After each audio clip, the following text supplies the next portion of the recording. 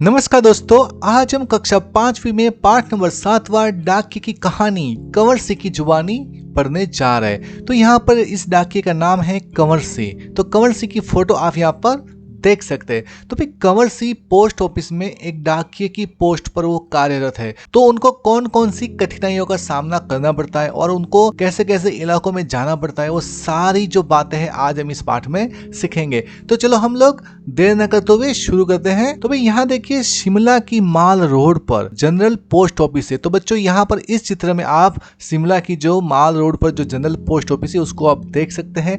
उसी post office के एक कमरे में कंवर सिंह को आप डाक छांटने का काम करते हुए देख सकते हैं। सुबह के 11:30 बजे है। खिड़की से गुनगुनी धूप छन कर आ रही है।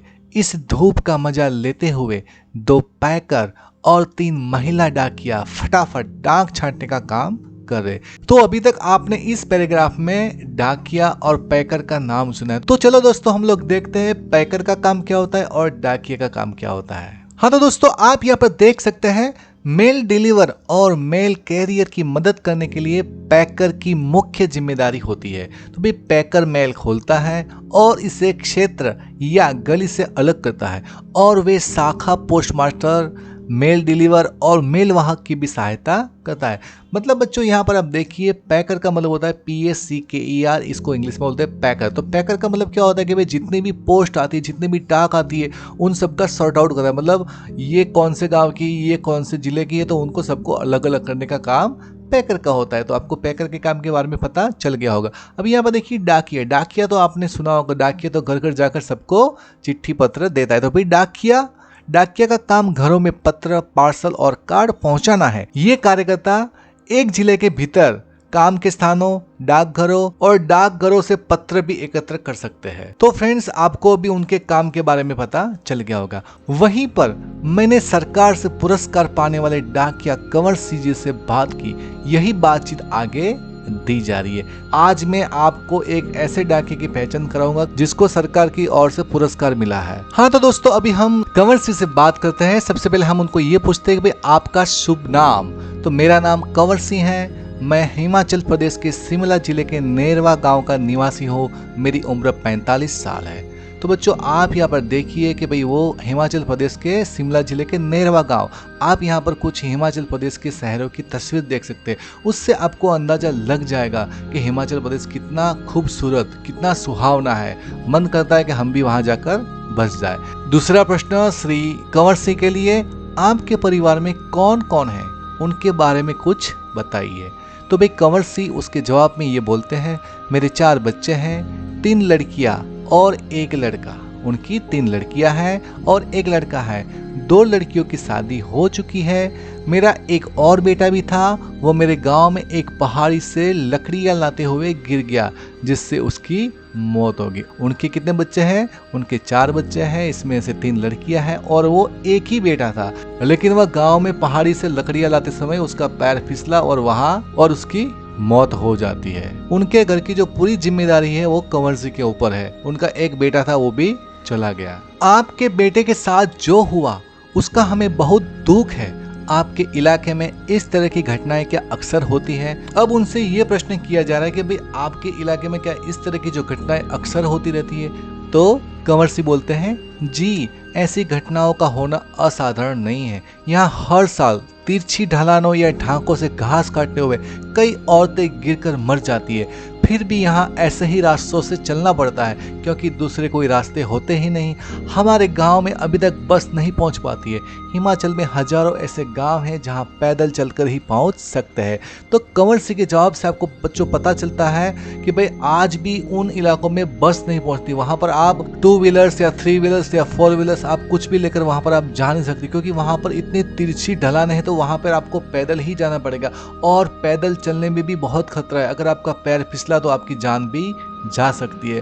और वो ऐसे खतरों से भरे इलाके में रहते हैं जहां पर उनकी जान का खतरा है। फिर आपके बच्चे पढ़ने कैसे जाते होंगे? मेरे बच्चे गांव के स्कूल में पढ़ने जाते हैं। स्कूल लगभग 5 किलोमीटर दूर है। मेरी एक लड़की 10वीं तक पढ़ी है, दूसरी 12वीं तक, तीसरी लड़की 12वीं कक्षा में पढ़ रही है। बेटा 10वीं में पढ़ता है। तो बच्चों आप देखिए, जब उसका बेटा जिंदा था उस समय की ये बात कर रहे हैं कि भाई मेरे बच्चे हैं वो स्कूल जाते हैं और वो हर रोज पैदल 5 किलोमीटर दूर पैदल चलकर, और वो भी ऐसी तिरछी ढलानों पर, जान का खतरा होने के बावजूद वो स्कूल जाते हैं। बच्चों आप लोग तो अभी क्या है कि सीधे बस में बैठ जाते हो या अपने पापा के स्कूटर पे या गाड़ी पे बैठकर आप स्कूल आराम से आते हो, तो आपको पता नहीं चलता है। वो तो सिर्फ इनके बच्चे ही जानते हैं कि जो ऐसे इलाके में रहते हैं। उनके लिए अभी एक और सवाल, आप जहाँ काम करते हैं वहाँ आपके अलावा और कौन कौन है? क्या आपको डाकिया ही कहकर बुलाते हैं? भाई उनको ये प्रश्न किया जाता है कि आपके अलावा और कोई काम करता है या आप अकेले करते हैं, क्या आपको डाकिया कहकर ही बुलाते हैं? तो भाई यहाँ पर देखिए, पहले मैं भारतीय डाक सेवा में ग्रामीण डाक सेवक था, अब मैं पैकर बन गया हूँ, पर हूँ वही नीली वर्दी वाला डाक सेवक। अभी हमने कुछ देर पहले ये जाना था कि भाई पैकर का काम क्या होता है और डाकिया का काम क्या होता है। अभी यहाँ पर आ गया ग्रामीण डाक सेवक। तो भाई डाक सेवक का काम क्या होता है, यहाँ पर आप देख सकते हैं भाई डाक सेवक को करना क्या क्या होता है। तो यहाँ पर देखिए, मुझे बहुत कुछ करना होता है। चिट्ठियाँ, रजिस्ट्री पत्र, पार्सल, बिल, बूढ़े लोगों की पेंशन आदि छोड़ने गाँव गाँव जाता हूँ। मतलब जो डाक सेवक होता है उनको ये सारे काम करना पड़ता है। मतलब उनको गांव गांव जाकर सबको ये चिट्ठियाँ, पार्सल, रजिस्ट्री और बूढ़े लोगों की जो पेंशन होती है वो भी उनको देने के लिए जाना पड़ता है। मतलब उनका काम बहुत होता है, बहुत ज्यादा काम होता है। एक और प्रश्न, क्या यह सब अभी भी करना पड़ता है? क्योंकि अब तो सूचना और संदेश देने के बहुत से नए तरीके आ गए। अभी उनसे ये प्रश्न किया जा रहा है कि भाई अब तो मोबाइल का ज़माना आ चुका है, इंटरनेट का ज़माना आ चुका है, तो क्या अभी भी आपको ये संदेश देने के लिए जाना पड़ता है? शहरों में भले ही आज संदेश देने के कई साधन आ गए हैं, जैसे फ़ोन, मोबाइल, ईमेल वगैरह, लेकिन गांव में तो आज भी संदेश पहुंचाने का सबसे बड़ा जरिया डाक ही है। इसलिए गांव में लोग डाकिए का बड़ा आदर और सम्मान करते हैं। अपनी चिट्ठी आदि पाने के लिए डाकिए का इंतजार करते रहते हैं। आज भी ऐसे गाँव है जहाँ पर न तो फ़ोन है ना तो इंटरनेट है, तो ऐसे गाँव में आज भी अगर कोई भी संदेश पहुंचाना है तो वो लोग डाकिए का ही इंतजार करते हैं और डाकिए के साथ उनका मैसेज भी भेजते हैं, और बाकी लोगों का जो मैसेज है वो भी उनके घर पे डाकिए के जरिए ही आता है। ऐसे जो गांव होते हैं जहां पर ऐसी सुविधा नहीं होती, वहां पर डाकिया का बहुत ही अच्छे से सम्मान किया जाता है। तो बच्चों हमें भी डाकियों का सम्मान करना चाहिए कि वो ऐसे क्षेत्रों में रहकर भी लोगों को घर घर जाकर उनके मैसेज पहुंचाते हैं, उनकी चिट्ठियां पहुंचाते हैं। एक और प्रश्न, हमने सुना है कि हमारी डाक सेवा दुनिया की सबसे बड़ी डाक सेवा है, यह भला कैसे? ये तो हमने सुना है कि जो हमारा जो मतलब डाक सेवा, मतलब जो हमारी जो पोस्टल सर्विस है वो दुनिया की सबसे बड़ी पोस्टल सर्विस है, ऐसे कैसे? तो भाई सुना तो आपने बिल्कुल ठीक है। हमारे देश की डाक सेवा आज भी दुनिया की सबसे बड़ी डाक सेवा है और सबसे सस्ती भी। केवल 5 रुपये में देश के किसी भी कोने में हम चिट्ठी भेज सकते हैं, सिर्फ और सिर्फ 5 रुपये में। पोस्ट कार्ड तो केवल 50 पैसे का ही है, यानी 50 पैसे में भी हम देश के हर कोने में अपना संदेश भेज सकते हैं। तो बच्चों देखा ना कि भाई हमारी डाक सेवा दुनिया की सबसे सस्ती और सबसे बड़ी डाक सेवा है। एक और प्रश्न, आपको अपनी नौकरी में मजा तो बहुत आता होगा, ऐसा प्रश्न उनको किया गया है। तो इसका जवाब क्या मिलता है? मुझे अपनी नौकरी बहुत अच्छी लगती है। जब मैं दूर नौकरी करने वाले सिपाही का मनी ऑर्डर लेकर उसके घर पहुंचता हूँ तो उसके बूढ़े माँ बाप का खुशी भरा चेहरा देखते ही बनता है। ऐसे ही जब किसी का रजिस्ट्री पत्र पहुंचाता हूँ जिसमें कभी रिजल्ट कभी नियुक्ति पत्र होता है तो लोग बहुत खुश होते हैं। बूढ़े दादा और बूढ़ी नानी तो पेंशन के पैसे मिलने पर बहुत ही खुश होते हैं। 6 महीनों तक वे मेरा इसके लिए इंतजार करते हैं। हिमाचल में बूढ़े लोगों को पेंशन हर 6 महीनों के बाद इकट्ठी ही दी जाती है। तो बच्चों आपने यहाँ पर देखा कि भाई उनसे ये सवाल किया गया कि भाई क्या आपको ऐसी नौकरी में मजा आता है? तो बोले कि हाँ मुझे क्यों नहीं मजा आता होगा। फौज में जो नौकरी करते हैं, जब उनका मनी ऑर्डर लेकर हम उनके मम्मी पापा के घर जाते तो उनके मम्मी पापा कितने खुश हो जाते हैं। उनकी जो खुशी होती है वो देखने लायक होती है। कभी कभी जब हम किसी को नियुक्ति पत्र देते या कभी रिजल्ट देते तो वो लोग होते हैं वो बहुत ही खुश हो जाते हैं। इसीलिए ये नौकरी करने में मुझे बहुत ही मजा आता है। एक और प्रश्न, आप क्या शुरू से इसी डाकघर में काम कर रहे हैं? इसका जवाब है शुरू में तो मैंने लाहौल स्पीति जिले के किब्बर गांव में 3 साल तक नौकरी की है। यह हिमाचल का सबसे ऊंचा गांव है। इसके बाद 5 साल तक इसी जिले के काजा में और 5 साल तक किन्नौर जिले में नौकरी की है। उस वक्त इन गांव में टेलीफोन नहीं थे, बसें भी सिर्फ मुख्यालय तक ही जाती थी। अभी भी कई ऐसे गांव हैं जहां न तो बस जाती है और न ही वहां टेलीफोन है। ऐसी जगह में ग्रामीण डाक सेवक का बहुत मान किया जाता है। तो बच्चों, आपने पहले भी पढ़ा कि जहाँ पर ऐसे गांव होते जहाँ पर टेलीफोन की सुविधा नहीं होती, वहाँ पर ऐसे जो डाकिया होते हैं उनका बहुत ही अच्छे से सम्मान किया जाता है। एक और प्रश्न, आप पहाड़ी इलाके में रहते हैं, जाहिर है डाक पहुँचाना आसान काम तो नहीं होगा। इसका जवाब है हाँ, मुश्किलें तो आती ही है। जब मैं किन्नौर जिले के मुख्यालय रिकांग पीओ में नौकरी करता था तो सुबह 6 बजे मेरी ड्यूटी शुरू हो जाती थी। मैं 6 बजे सुबह शिमला जाने वाली बस में डाक का बोरा रखता था और रात को 8 बजे शिमला से आने वाली बस से डाक का बोरा उतारता था। पैकर को ये सब काम करने पड़ते हैं। किन्नौर और लाहौल स्पीति हिमाचल प्रदेश के बहुत ठंडे तथा ऊंचे जिले हैं। इन जिलों में अप्रैल महीने में भी बर्फबारी हो जाती है।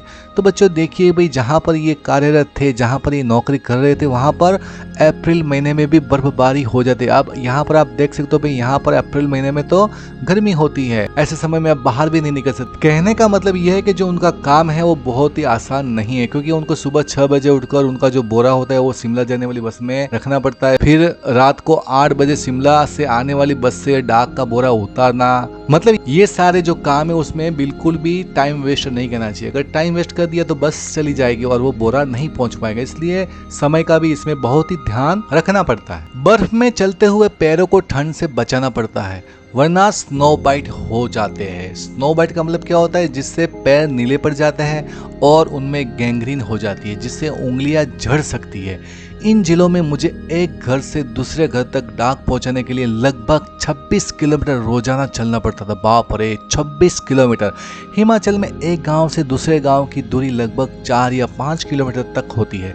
हिमाचल के गांव छोटे छोटे होते हैं। एक गांव में बस 8 से 10 या कभी 6-7 घर ही होते हैं, इसलिए चलना काफ़ी पड़ता है। चलना तो खैर हमारी आदत में ही शामिल हो चुका है।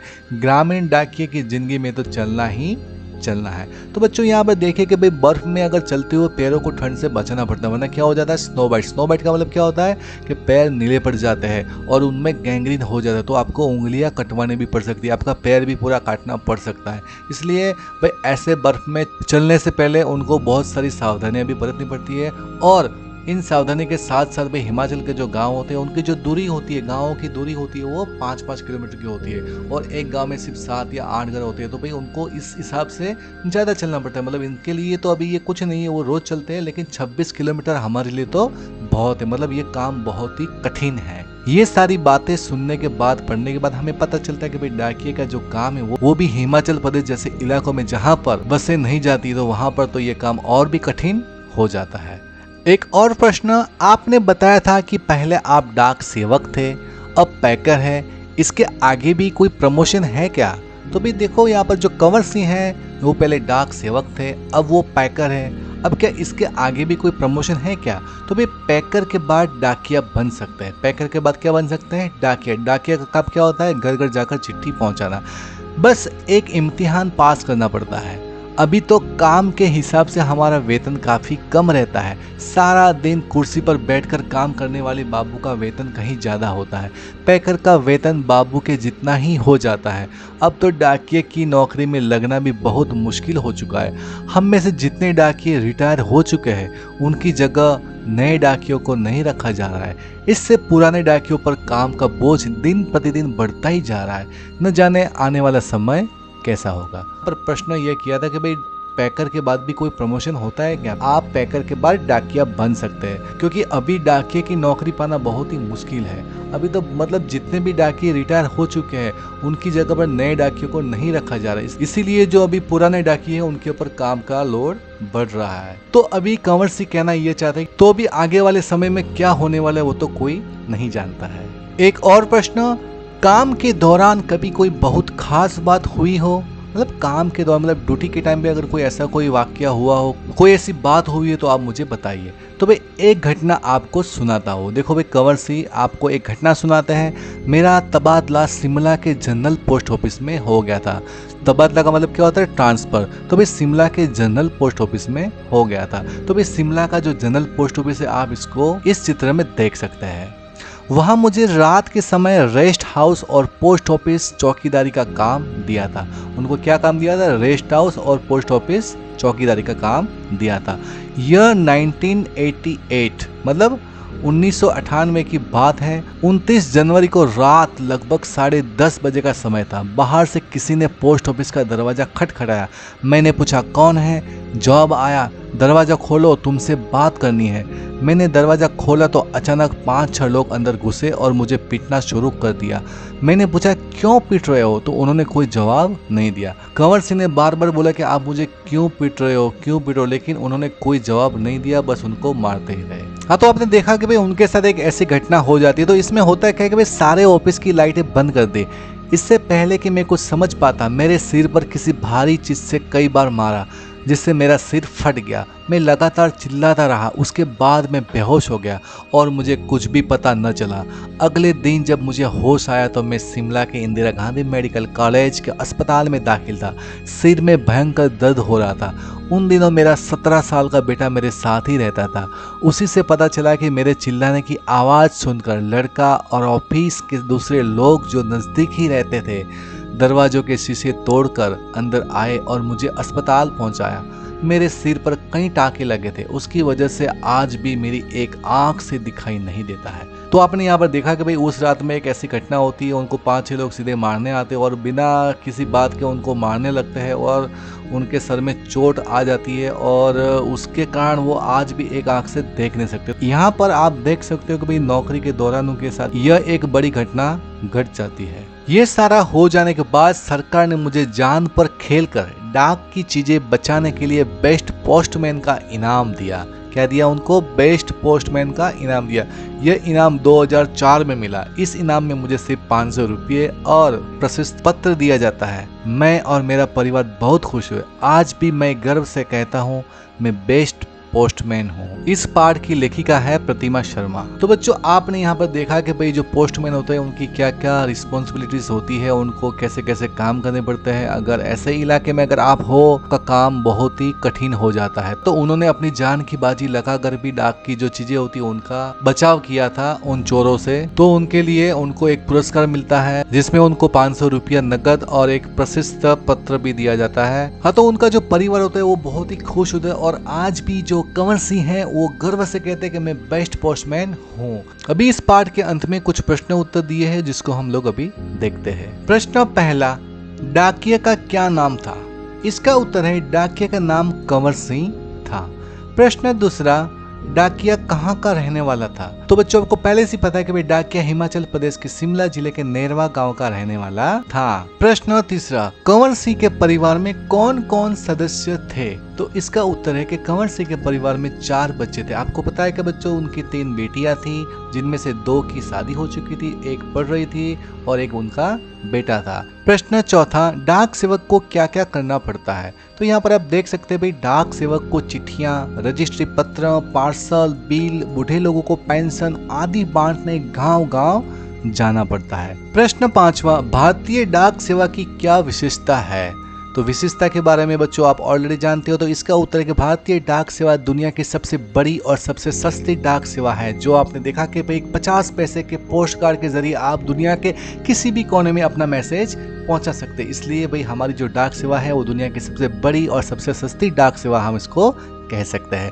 प्रश्न छठा, पहाड़ी क्षेत्रों में डाकिये को किन कठिनाइयों से गुजरना पड़ता है? तो इसका उत्तर यह है कि भाई पहाड़ी क्षेत्रों में डाकिये को मीलों पैदल चलना, बर्फबारी में फंसने जैसी कठिनाइयों से गुजरना पड़ता है। इन सारी तकलीफों से गुजर कर भी ये जो डाकिये होते हैं वो सारा अपना काम बहुत ही मेहनत तन मन धन से करते हैं। प्रश्न सातवां, कंवर सिंह को कौन सा पुरस्कार मिला? इसका उत्तर है कंवर सिंह को बेस्ट पोस्टमैन का पुरस्कार मिला। प्रश्न 8वां, यह पुरस्कार उन्हें कब मिला? यह पुरस्कार उन्हें सन 2004 में मिला।